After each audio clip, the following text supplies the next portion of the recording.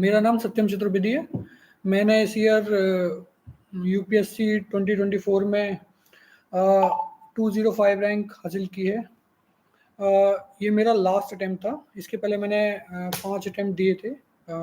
Being a general candidate, this is my last attempt.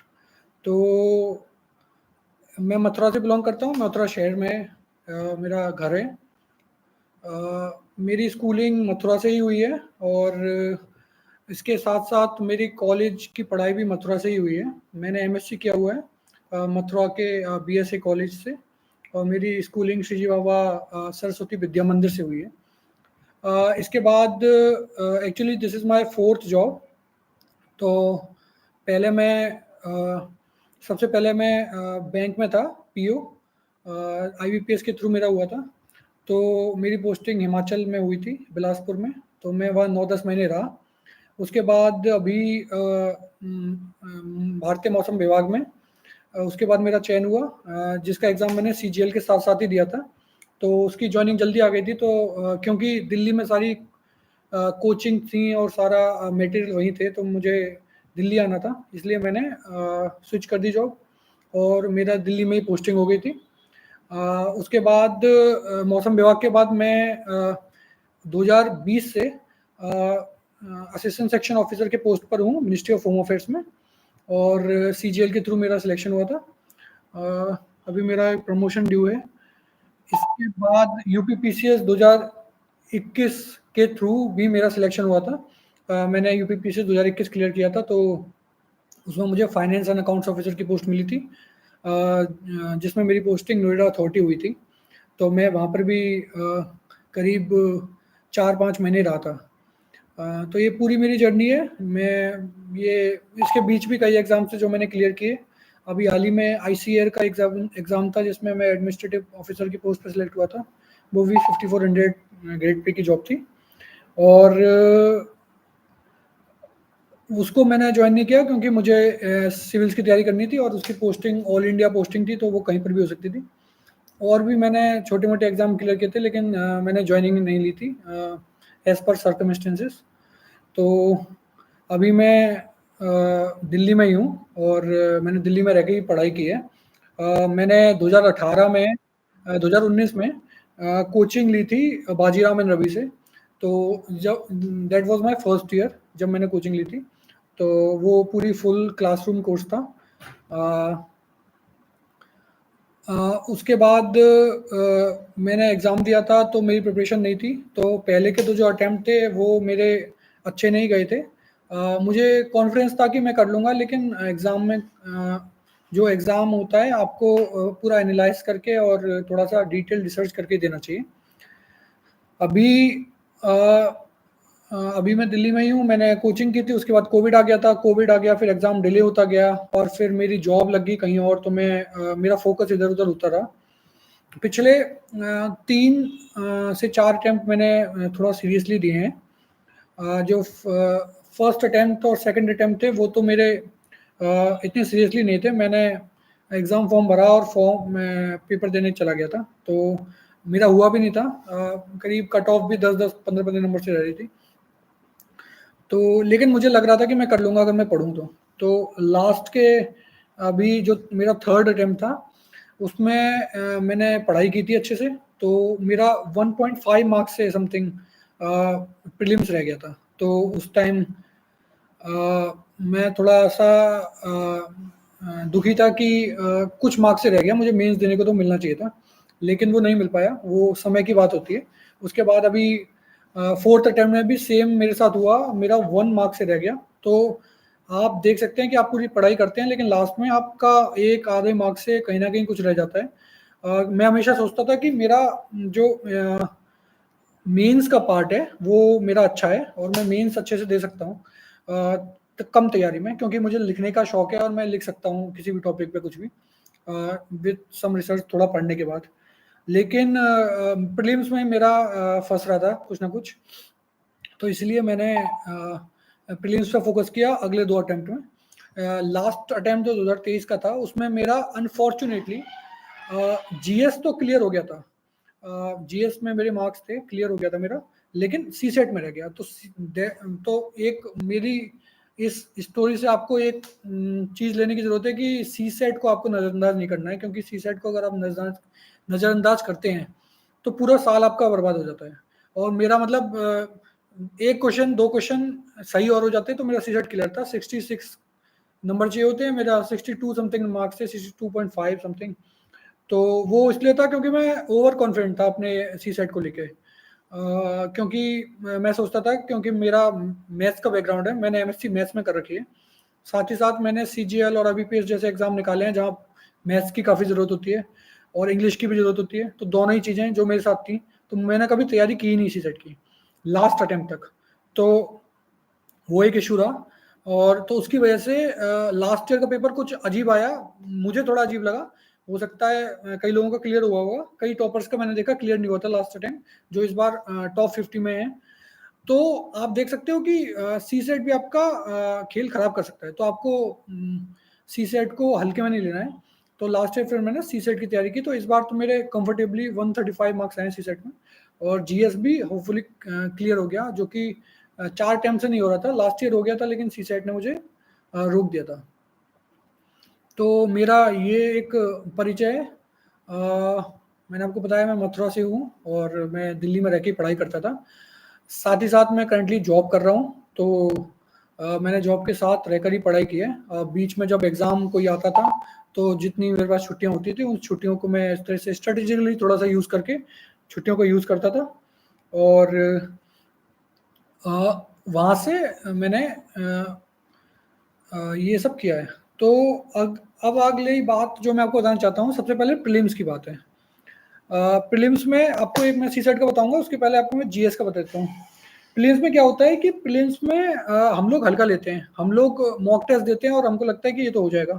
लेकिन आपको ये देखने की ज़रूरत है कि जो प्रीलिम्स जो होता है, हर साल यूपीएससी अनप्रेडिक्टेबल होता जा रहा है, अनप्रेडिक्टेबल होता जा रहा है। तो आपको पता नहीं होता कि क्या क्वेश्चन आ जाएगा।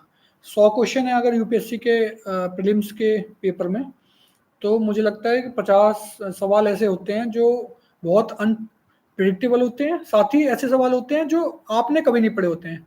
नॉलेज में होता है आपको, आप गैस कर सकते हो, लेकिन श्योर शॉट आप नहीं बता सकते। अगर आप 50 सवाल 60 सवाल करके आ रहे हैं तो आपका एग्जाम क्लियर है। तो मुझे लगता है जो 50 सवाल अनप्रेडिक्टेबल होते हैं, उसको छोड़ के आपको उन 50 सवालों पर फोकस करने की ज़रूरत है, जो कि बिल्कुल आपके सब्जेक्ट के अंदर से आ रहे हैं, आपके कोर्स के अंदर हैं, और आपको पता है कि नहीं ये तो मुझे आना ही चाहिए, तो वहाँ फोकस कीजिए आप। इसका मतलब है कि आपको स्टैटिक पार्ट पे बहुत फोकस करने की ज़रूरत है। तो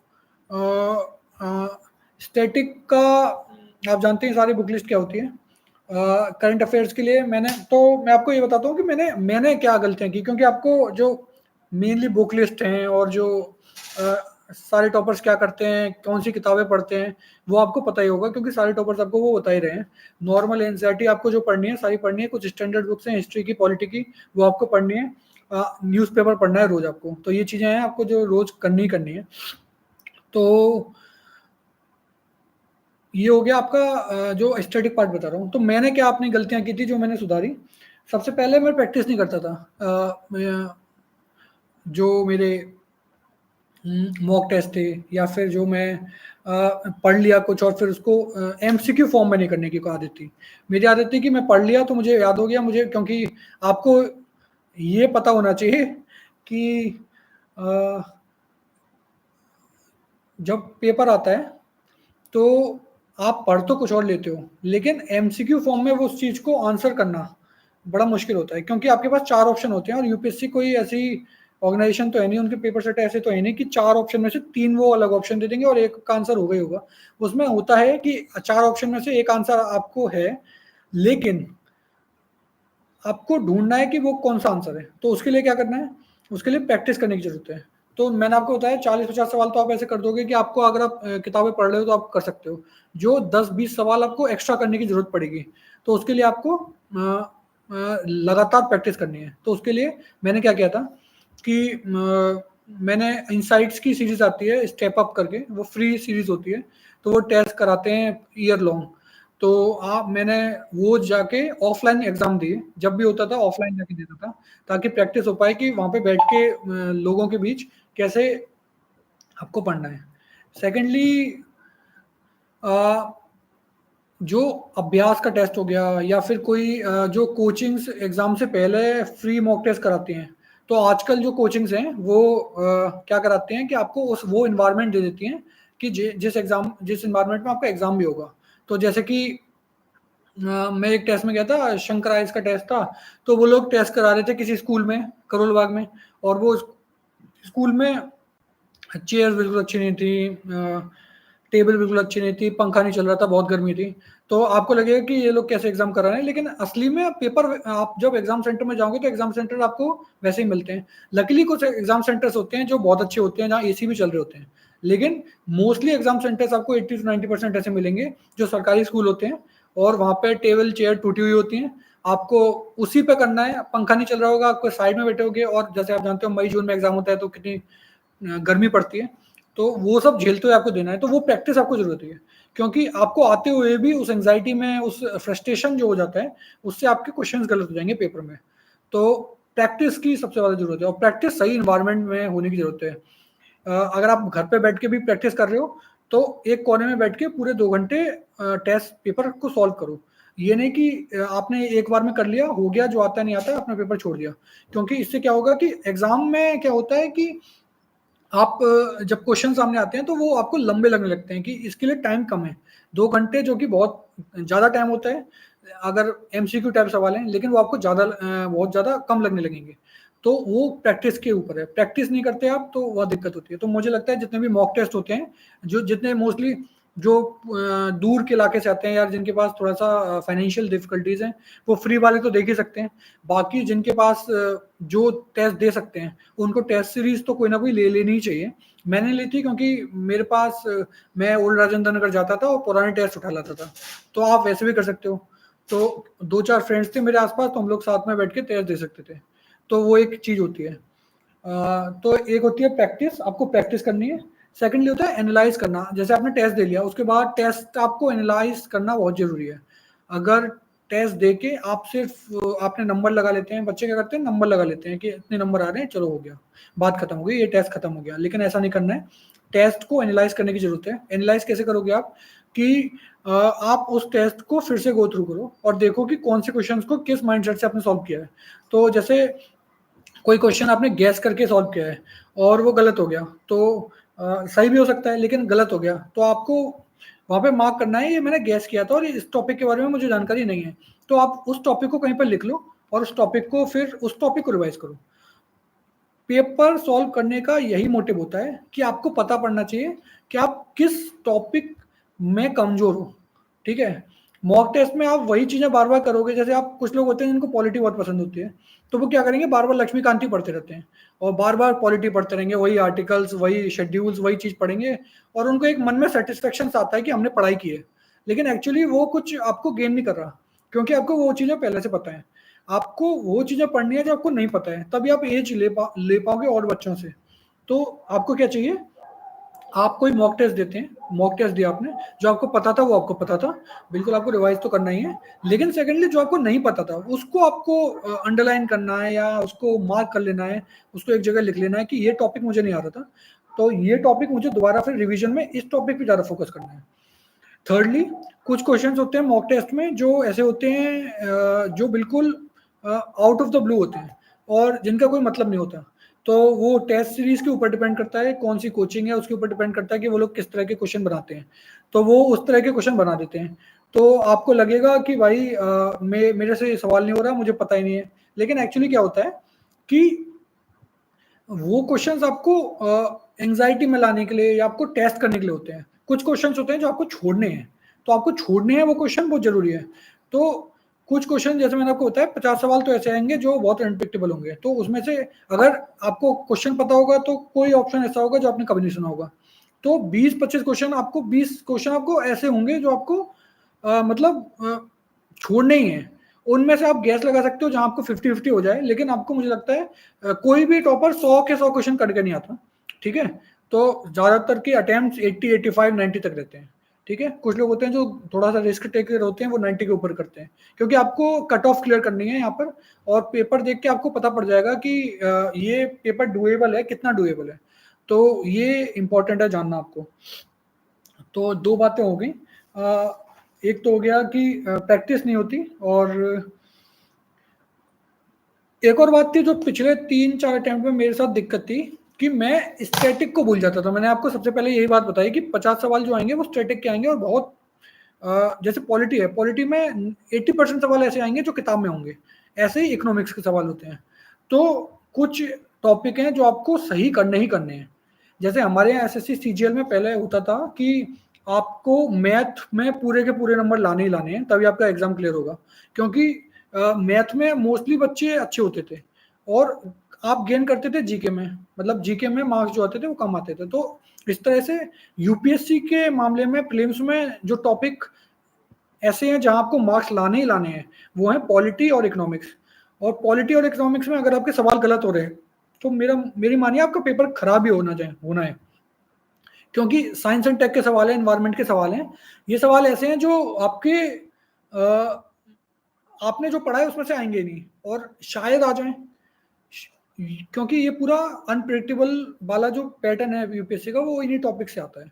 क्योंकि बिकॉज इंडियन फॉरेस्ट सर्विस है तो उसका अभी एग्जाम साथ ही में होता है, तो इस तरह के सवाल दिए जाते हैं जो जनरली बच्चों को नहीं पता होते हैं। तो पॉलिटी और इकोनॉमिक्स स्टैटिक आपको पूरा करना है, और उस पर फोकस ज़्यादा करना है। फोकस ज़्यादा करने का मतलब अच्छे से पढ़ना है, बार बार रिवाइज करना है, ताकि आपके पॉलिटी और इकोनॉमिक्स के सवाल गलत नहीं हो पाए। पॉलिटी के करीब 10-15 सवाल आएंगे, इकोनॉमिक्स के भी इतने सवाल आते हैं 25। अगर 25 सवाल आपके एक बार में सही हो जाते हैं किसी भी पेपर में, तो आप एक अलग एज पे होंगे और आपको कॉन्फिडेंस आएगा। तो ये सवाल आपके कभी गलत नहीं होने चाहिए। साथ ही साथ कुछ ऐसे सवाल कभी कभी पॉलिटी इकोनॉमिक्स में आ सकते हैं जो आउट ऑफ लो, लेकिन उनको आपको छोड़ के, अब जैसे कॉन्स्टिट्यूशन पे सवाल आ गया, कोई प्रेसिडेंट पे सवाल आ गया, पार्लियामेंट पे सवाल आ गया, तो आप गलत नहीं कर सकते इसमें, क्योंकि इसमें कुछ चेंज नहीं हो सकता। इसमें वही चीजें होंगी जो किताब में लिखा हुआ है। तो मैंने क्या किया था, मैंने स्टैटिक पे फोकस उतना नहीं किया, और मैं करंट अफेयर्स पे ज्यादा जाता था। तो एक चीज आपको, जो लास्ट चीज है जो आपको प्रीलिम्स में याद रखनी है, पहली प्रैक्टिस थी, दूसरी आपको मॉक टेस्ट एनालाइज करने हैं अच्छे से, और ताकि आप मिस्टेक ढूंढ पाए उसमें से, उस टॉपिक को रिवाइज करें। थर्ड जो है वो है कि आप ये जो करंट अफेयर्स की मैगजीन्स और कंपाइलेशन जो एग्जाम से पहले आने स्टार्ट हो जाते हैं, जैसे अभी एग्जाम होने वाला है अगले वीक 26 को 25 को एग्जाम है, तो अभी पिछले 1 महीने से लगातार कंपाइलेशन आने स्टार्ट हो गए हैं, अलग अलग कोचिंग के बहुत सारे कंपाइलेशन है, और आजकल इतने टेलीग्राम चैनल बन गए हैं उस पे और कंपाइलेशन आते हैं, हर टेलीग्राम चैनल की अपने कंपाइलेशन है। तो आप हम क्या करते हैं कि उसमें घुस जाते हैं कि भाई ये भी नहीं पढ़ा, ये भी नहीं आता, ये भी नहीं आता, सब पढ़ने की कोशिश करते हैं। लास्ट टाइम पे आप सब पढ़ोगे तो दिमाग में वो एब्जॉर्ब नहीं हो पाएगा और कुछ याद नहीं रहता। तो पेपर में जाके आप एंजाइटी आपको हो जाती है कि मैं तो इतना पढ़ के आया था, लेकिन पेपर में तो मुझे कुछ आ ही नहीं रहा है, क्योंकि पेपर में एक ही स्ट्रीम से सवाल आते हैं। तो आपको सोर्स जो है वो लिमिट रखना है। मेरा मतलब ये था कि आपको सोर्स लिमिट रखना है। करंट अफेयर्स पढ़ना है आपको, अगर आपको बाजीराम का करंट अफेयर्स पढ़ना है तो बाजीराम का पढ़ो, विजन का पढ़ना है तो विजन का पढ़ो, किसी टेलीग्राम चैनल का फॉलो कर रहे हो तो किसी टेलीग्राम चैनल का ही फॉलो करो, और कोई कोचिंग है इनसाइट्स का करना है तो इनसाइट्स का करो। सब कोचिंग्स के सारे करंट अफेयर्स मटेरियल जो होते हैं वो सब अच्छे होते हैं। आपको बस एक पे फोकस रखना है, लेकिन आपको हर चीज नहीं पढ़नी है।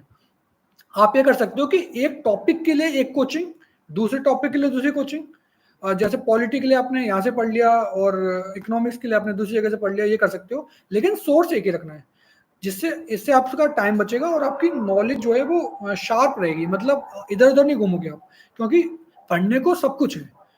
प्रीलिम्स का कोई सिलेबस नहीं होता, सब कुछ है पढ़ने को, अगर कुछ भी आ रहा है सब कुछ पढ़ने को, अखबार में कुछ भी है। तो इसलिए आपको फोकस रहना है कि मैं जो पढ़ रहा हूँ वो एक ही सोर्स से पढ़ रहा हूँ, क्योंकि हर सोर्स में सारे के सारे जो भी कवर हो सकता है वो हो जाता है। अगर एक आध दो कुछ रह गया तो आप ये मत सोचो कि आप पीछे रह रहे हो, क्योंकि जो दूसरा बंदा जो दूसरी कोचिंग में पढ़ रहा है वो भी वहाँ कुछ मिस कर रहा है जो आपके पास नहीं है। तो ऐसा नहीं है, मुझे लगता है कि सारी कोचिंग सब कुछ कवर करा ही देती हैं, तो आपको अपने सोर्स जो है वो लिमिटेड रखने हैं। तो प्रीलिम्स के लिए मुझे लगता है ये अप्रोच है। तो मैंने हम कई सारे चैनल थे, जैसे टेलीग्राम पे एक चैनल है यूपीएससी PYQ करके, तो उसमें PYQ आते हैं, तो PYQ MCQ के रूप में उस बंदे ने दे रखे हैं, पिछले 15-20 साल के दे रखे हैं, और सिर्फ यूपीएससी नहीं, PCS के भी और भी कोचिंग्स के दे रखे हैं। तो मैं वो रोज ऑफिस में बैठ के सॉल्व करता था। अब मैं ऑफिस में रहता था तो PYQ सॉल्व कर लेता था, कोई वीडियोस देख लेता था। तो इस तरह की चीज़ें आप अपने फ्री टाइम में कर सकते हो अगर आप वर्किंग हो।